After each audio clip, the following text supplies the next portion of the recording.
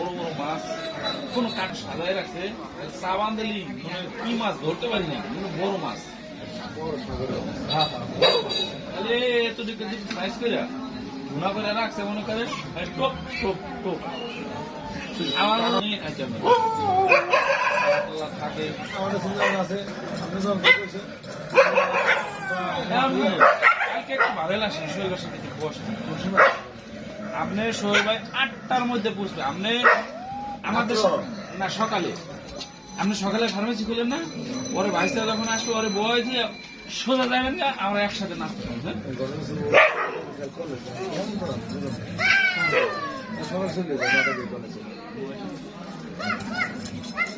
আমরা কতটা দিয়ে দিব না আসবে ও ফেরত আসবে ও তো ফেরত আয় দিত আর কি আমরা যদি বিকেলে এক